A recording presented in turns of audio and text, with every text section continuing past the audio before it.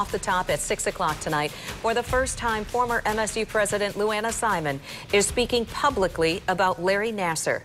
She again apologized to the women abused under the guise of medical treatment, but maintains that she had no knowledge of his abuse. 24-hour News 8's Lindsay McComal in studio now to show us what happened in D.C.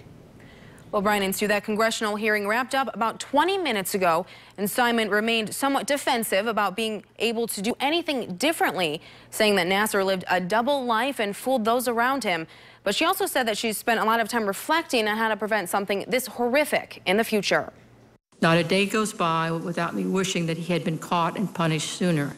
And not a day goes by without me wondering what we missed or what we could have done to detect his evil. Former MSU President Luanna Simon answering questions about Larry Nassar's ability to use his role at the university to sexually abuse athletes. One topic she was questioned about repeatedly, the 2014 Title IX complaint that found Nassar did not assault a patient. U.S. Senator Gary Peters narrowed in on why Simon didn't take an interest in that investigation. I received an email from the Title IX officer saying that there was an individual in sports medicine being reviewed. My comment was play it with a straight bat. It was done in the system appropriately in terms of the system. I do not normally see any Title IX report, particularly one with no finding. They're sent to the responsible administrator, and in this case also to the Office of the Provost. You said you didn't see one. Did you ask for the report?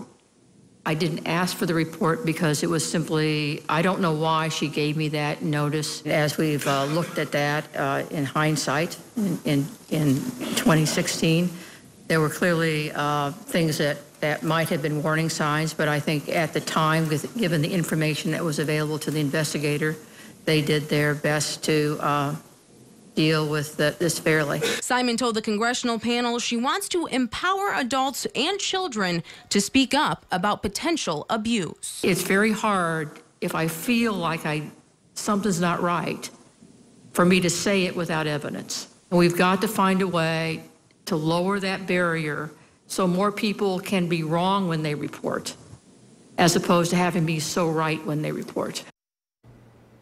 Now, Simon also pointed out that before failing to stop Nassar in 2014 when they conducted that Title IX investigation, Meridian Township failed to press charges in 2004 when someone came forward to them. Meanwhile, the USAG CEO asserted the Fifth Amendment, and he did not answer any questions today. It's been reported that he was told about Nassar back in 2015, but waited 41 days to contact police. Brian.